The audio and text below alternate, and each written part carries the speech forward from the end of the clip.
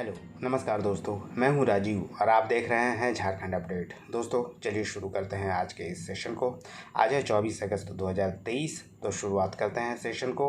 और इस सेशन में जैसा कि हम लगातार हर दिन देखते हैं, झारखंड करंट अफेयर्स से रिलेटेड इम्पॉर्टेंट प्रश्नों को व्याख्या के साथ, कुछ वन लाइनर्स के साथ और एक अभ्यास प्रश्न भी देखते हैं जिसका जवाब आप दे सकते हैं कमेंट में। और सेशन के अंत में कुछ करंट के अलावा ट्रेडिशनल अफेयर्स के प्रश्नों को भी देखेंगे। तो आइए शुरुआत करते हैं इस सेशन को। और सबसे पहले देखते हैं पिछले वीडियो के अभ्यास प्रश्न को और इसके उत्तर और उसकी व्याख्या को देखते हैं। पिछले वीडियो का प्रश्न था दोस्तों, अभ्यास प्रश्न जो था वह है, झारखंड में संविदा पर कार्यरत महिलाओं को कितने दिनों का मातृत्व अवकाश दिए जाने की स्वीकृति हेमंत सरकार ने दी है। ऑप्शन है 100 दिन, ऑप्शन बी 120 दिन, ऑप्शन सी 160 दिन अथवा ऑप्शन डी 180 दिन। इस प्रश्न का सही उत्तर होगा ऑप्शन डी 180 दिन का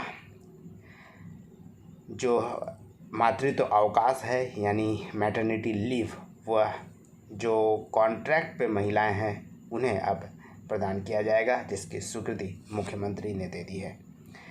आइए इसके बारे में थोड़ा जान लेते हैं। दोस्तों आपको बता दें कि मुख्यमंत्री ने संविदा पर कार्य करने वाली महिलाओं के लिए भी अब मातृत्व अवकाश का लाभ देने के लिए मुख्यमंत्री ने इससे संबंधित स्वीकृति प्रदान कर दी है। आपको बता दें कि अब वैसी महिला कर्मियों को मातृत्व अवकाश का लाभ मिल सकेगा जिन्होंने पिछले 12 महीने में 80 दिन संविदा पर काम किया हो और उन्हें 180 दिन का मातृत्व अवकाश मिला करेगा। आपको बता दें कि केवल पहली 2 संतानों पर ही यह लाभ मिलेगा और मातृत्व अवकाश के दौरान महिलाओं को वही राशि मिलेगी जो छुट्टी में जाने के पहले अंतिम संविदा पर महिला को मिला करती थी। चलिए अब देखते हैं नए प्रश्नों को। और नए करंट अफेयर्स में आज का पहला प्रश्न है, पीवीटीजी छात्रों के लिए मुफ्त आवासीय कोचिंग शुरू करने वाला झारखंड देश का कौन से नंबर का राज्य बन गया है। ऑप्शन ए पहला, ऑप्शन बी दूसरा, ऑप्शन सी तीसरा अथवा ऑप्शन डी चौथा। दोस्तों पीवीटीजी के लिए जो नया आवासीय कोचिंग शुरू किया जा रहा है उसमें पहला राज्य बन गया है झारखंड, जहां इस तरह का कोचिंग पीवीटीजी के छात्रों को दिया जाएगा। तो इस तरह सही उत्तर है ऑप्शन ए पहला। आपको बता दें कि मुख्यमंत्री हेमंत सोरेन के नेतृत्व वाली सरकार ने अत्यंत संवेदनशील आदिवासी समुदाय यानी पीवीटीजी के युवाओं के नियोजन के लिए निःशुल्क आवासीय कोचिंग कार्यक्रम का शुभारंभ किया है। और पीवीटीजी छात्रों के लिए मुफ्त आवासीय कोचिंग शुरू करने वाला झारखंड देश का पहला ऐसा राज्य बन गया है। रामदयाल मुंडर जनजातीय कल्याण शोध संस्थान, जो कि TRI रांची में स्थित है, इनके द्वारा 8 आदिम जनजाति समुदाय के युवाओं को JPSC, JSSC और SSC जैसे अन्य प्रतियोगिता परीक्षाओं के लिए निःशुल्क तैयारी कराएगी। यह कोचिंग आवासीय स्तर पर होगी और 3 से 4 महीनों के लिए इन्हें कोचिंग प्रदान किया जाएगा। इसके लिए 21 से 40 वर्ष के उम्मीदवार आवेदन कर सकते हैं और मुख्यमंत्री हेमंत सोरेन ने इस कार्यक्रम का शुभारंभ भी कर दिया है। आइए देखते हैं दूसरे नंबर प्रश्न को। और आज का दूसरा नंबर प्रश्न है, आउटलुक आई केयर द्वारा जारी टॉप यूनिवर्सिटीज़ रैंकिंग सर्वे 2023 में टॉप 3 में झारखंड के किस विश्वविद्यालय को शामिल किया गया है। Option A Arka Jain universities Gamharia, option B Kolhan university Chaibasa, option C Birsa agriculture university Ranchi अथवा option D ICFAI university Ranchi. दोस्तों इसका सही उत्तर है option A Arka Jain university, जो कि सरायकेला खरसावां जिले में है, गम्हरिया में है। उसे टॉप यूनिवर्सिटीज़ रैंकिंग सर्वे 2023 में जो आउटलुक आई केयर के द्वारा जारी किया गया है उसमें तीसरा स्थान दिया गया है। अतः इसका सही उत्तर है option A Arka Jain university Gamharia. आइए इसके बारे में जानते हैं। बता दें कि टॉप यूनिवर्सिटीज़ रैंकिंग सर्वे 2023 में इस बार झारखंड के अर्का जैन यूनिवर्सिटीज़ को देश की टॉप 15 उभरते हुए यूनिवर्सिटीज़ में शामिल किया गया है और यह आउटलुक आई केयर द्वारा हर वर्ष टॉप यूनिवर्सिटीज़ रैंकिंग सर्वे किया जाता है। टॉप 15 में अर्का जैन यूनिवर्सिटीज़ को तीसरा स्थान मिला है, जबकि पिछले वर्ष 2022 में अर्का जैन यूनिवर्सिटी को 5वां स्थान मिला था। आपको बता दें कि यह रैंकिंग यूनिवर्सिटी के शिक्षण प्रणाली, आधारभूत संरचना, प्लेसमेंट, रिसर्च, छात्र शिक्षक के अनुपात तथा अन्य कई तरह के मापदंडों के आधार पर इस रैंकिंग को तैयार किया जाता है। इसके अलावा आपको बता दें कि रैंकिंग में पहले स्थान पर आया है अमरावती का VIT और दूसरे स्थान पर है RV यूनिवर्सिटी बेंगलोर। तीसरे स्थान पर झारखंड का गम्हरिया में स्थित अर्का जैन यूनिवर्सिटी और चौथे स्थान पर रैंकिंग में है स्वामी विवेकानंद यूनिवर्सिटी वेस्ट बंगाल का, और 5वां रैंकिंग प्राप्त हुआ है DY Patil international university Pune को। अर्का जैन यूनिवर्सिटी के बारे में बता दें कि इसकी स्थापना 2017 में सरायकेला खरसावां जिले के गम्हरिया में किया गया था और भारत के विश्वविद्यालय अनुदान आयोग यानी UGC द्वारा आधिकारिक तौर पर मान्यता प्राप्त यूनिवर्सिटी है अर्का जैन यूनिवर्सिटी। आज का तीसरा नंबर प्रश्न है, देश के दिग्गज उद्योगपति रतन टाटा को किस राज्य सरकार ने पहला उद्योग रत्न पुरस्कार से सम्मानित किया है? ऑप्शन ए झारखंड सरकार, ऑप्शन बी भारत सरकार, ऑप्शन सी महाराष्ट्र सरकार अथवा ऑप्शन डी गुजरात सरकार। दोस्तों, रतन टाटा को महाराष्ट्र सरकार द्वारा पहला उद्योग रत्न पुरस्कार से सम्मानित किया गया। इस तरह इस 4 ऑप्शन में जो सही उत्तर है वह उत्तर है ऑप्शन सी महाराष्ट्र सरकार। देश के दिग्गज उद्योगपति और टाटा सन्स के पूर्व चेयरमैन रहे रतन टाटा को महाराष्ट्र सरकार के द्वारा शुरू किया गया पहला उद्योग रत्न पुरस्कार से हाल ही में सम्मानित किया गया।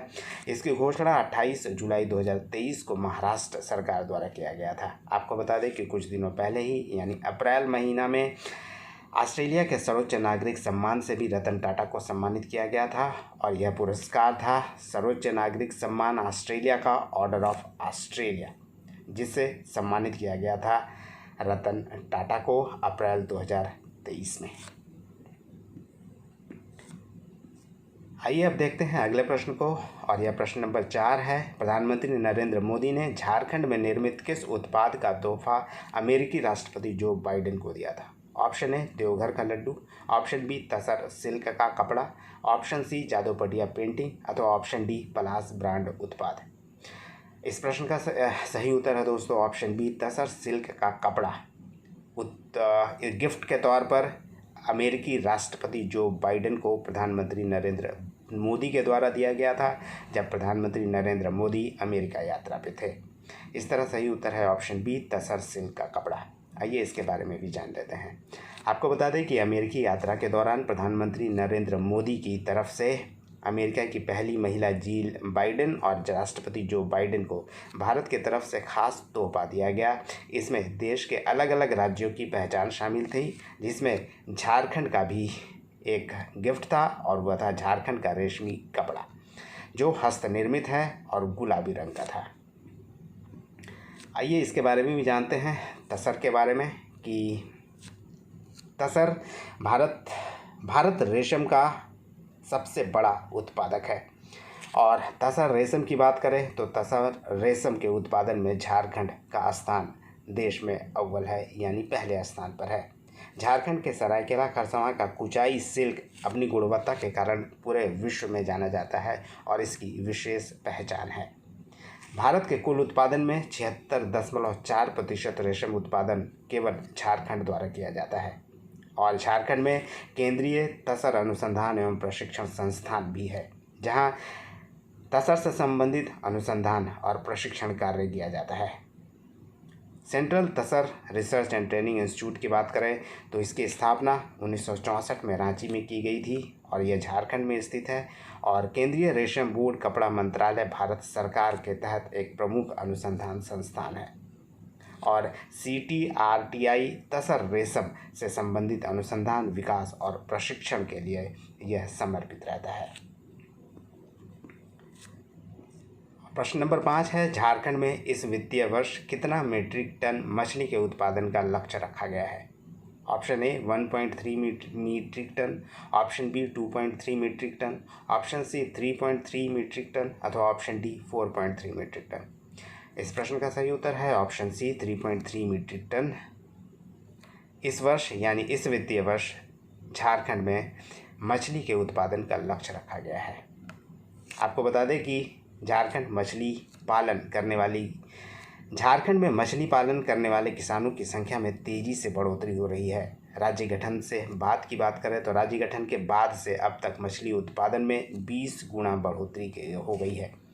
इस वर्ष यानी इस वित्तीय वर्ष में 3.30 मीट्रिक टन मछली के उत्पादन का लक्ष्य रखा गया है झारखंड में। इसके लिए केंद्र सरकार की ओर से मछली पालकों को सब्सिडी पर तालाब निर्माण से लेकर कई अन्य सुविधाएं भी उपलब्ध कराई जा रही है। 7,500 मछली पालकों को विशेष प्रशिक्षण दिया जा रहा है और इस वित्तीय वर्ष राज्य में 1,200 करोड़ मत्स्य बीज उत्पादन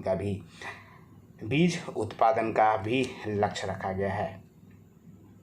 इसके अलावा आपको बता दें कि प्रधानमंत्री मत्स्य संपदा योजना के तहत राज्य में 47 योजनाएं चलाई जा रही है। इसमें SC/ST महिला मछली पालकों को कुल लागत का 60% सब्सिडी दिया जाता है और इसके अलावा अन्य मछली पालकों को 40% सब्सिडी दिया जाता है। इसके अलावा विभाग की ओर से मछली पालकों को जीवन बीमा भी कराया गया है। इसमें राज्य सरकार की ओर से 40% अंशदान दिया जाता है और यह 40% अंशदान राज्य सरकार के द्वारा केंद्र सरकार को भेज दिया गया है।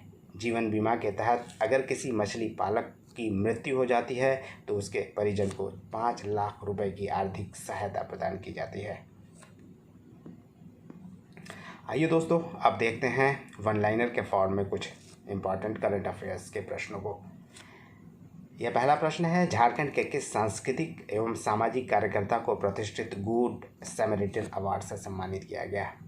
यह पुरस्कार दिया गया है इब्रार अहमद को, जो एक प्रसिद्ध सामाजिक कार्यकर्ता है। दूसरा प्रश्न है, पुणे में आयोजित 32वीं सीनियर नेशनल वुशु में झारखंड के किसने स्वर्ण पदक जीता है? इसका उत्तर है अविनाश गंजू, जो कि एक प्रसिद्ध वुशु प्लेयर हैं। 32वें सीनियर नेशनल वुशु में जो पुणे में आयोजित किया गया उसमें स्वर्ण पदक हासिल किया।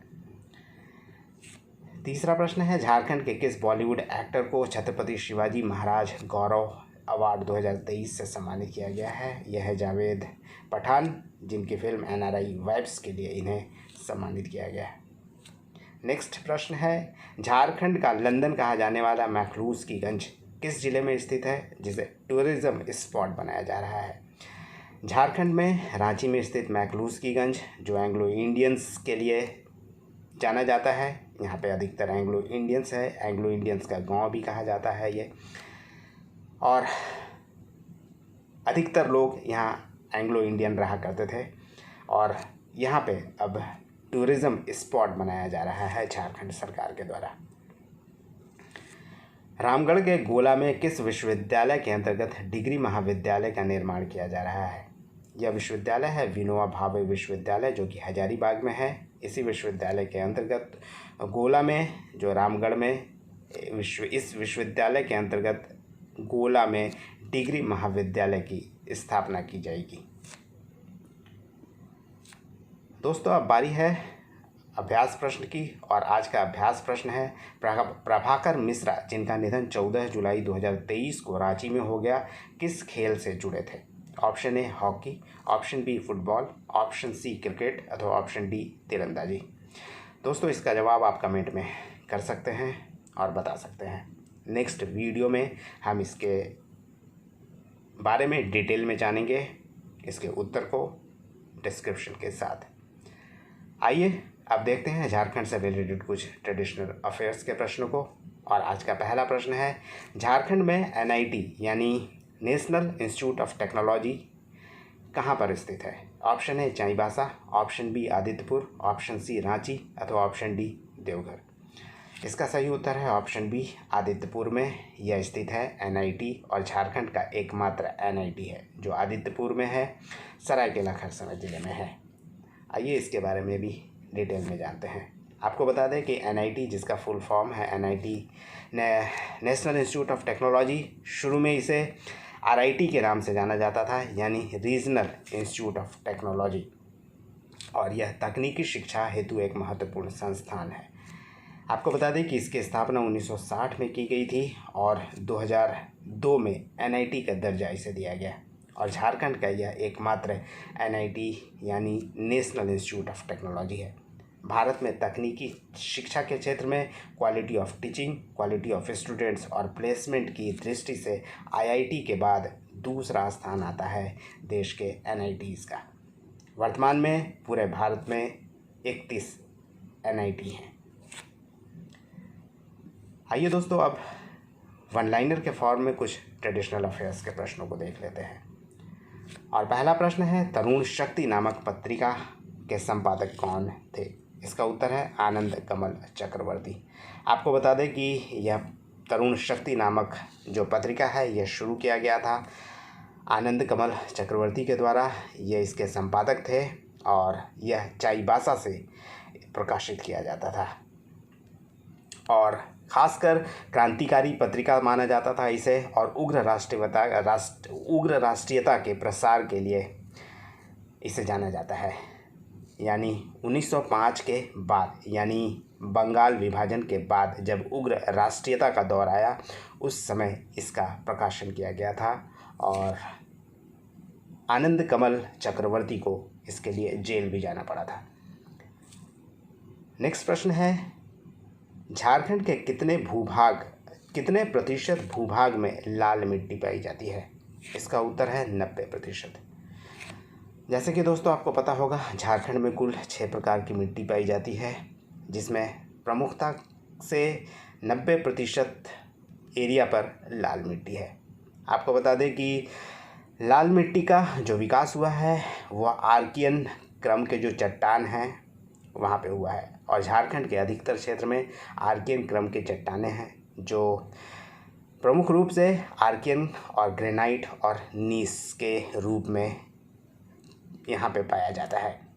और चूँकि आर्कियन क्रम के चट्टान, ग्रेनाइट और नीस 90% क्षेत्र पे झारखंड में पाया जाता है, और उसके अपक्षयन से जो मिट्टी मिल बनती है वह 90% क्षेत्र में बनती है, और वह 90% क्षेत्र लाल मिट्टी का क्षेत्र है। नेक्स्ट प्रश्न है, चाईबासा के मैदान की औसत ऊंचाई कितनी है? इसका उत्तर है 150 मीटर। आपको बता दें कि झारखंड का सबसे ऊंचा जो क्षेत्र है वह तो पाट का पठार है, पाट क्षेत्र है, और चाईबासा का मैदान जो है उसकी ऊंचाई सबसे कम है झारखंड में, 150 मीटर। और यह चाईबासा यानी सिंहभूम की बात करें तो सिंहभूम के पूर्वी मध्यवर्ती भाग में यह चाईबासा का मैदान है। इसके अगर इस मैदान के उत्तर में बात करें तो उत्तर में दलमा श्रेणी का पठार है, दलमा श्रेणी है, पूर्व में धालभूम श्रेणी है, दक्षिण में कोल्हान की पठार है, और इधर यानी पश्चिम में हो जाता है कोल्हान पहाड़ी, और उत्तर पश्चिम में सारंडा का वन क्षेत्र है। यानी सारंडा का वन क्षेत्र के अलावा उत्तर पश्चिम की बात करें दोस्तों तो उत्तर पश्चिम में पोड़ाहाट की पहाड़ी स्थित है। अगला प्रश्न है, मेरी बेटी मेरी पहचान अभियान की शुरुआत झारखंड में कब की गई थी? इसकी शुरुआत की गई थी 2016 में 2 अगस्त को, और इसकी शुरुआत पूर्वी सिंहभूम जिले के तिरिंग नामक गांव से की गई थी। और यह अभियान शुरू किया गया था बेटियों के नाम से घर को पहचान दिलाने के लिए, यानी घरों की पहचान बेटियों से हो सके, इसी के लिए इस अभियान की शुरुआत की गई थी। और इस अभियान के दौरान छोटी बेटी हो या बड़ी बेटी हो, उसके नाम से घर पे एक बोर्ड लगाया जाता था और उसके नाम से ही घर की पहचान होती थी, और घर की बेटी का नेम प्लेट लगाने की यह परंपरा पूरे देश में प्रचलित होने लगी थी। अगला प्रश्न है, झारखंड लोक सेवा आयोग का गठन कब किया गया था? इसका उत्तर है 2002 में। आपको बता दें कि झारखंड लोक सेवा आयोग का गठन 2002 में किया गया था, और इसके प्रथम अध्यक्ष थे फटिक चंद्र हेम्ब्रम। और वर्तमान में अगर हम झारखंड लोक सेवा आयोग की बात करें तो इसमें कुल 1 अध्यक्ष और इसके अलावा 8 सदस्यों का प्रावधान है, यानी नियुक्ति का प्रावधान है। और आर्टिकल 315 के तहत जो लोक सेवा आयोग है उसकी नियुक्ति की जाती है।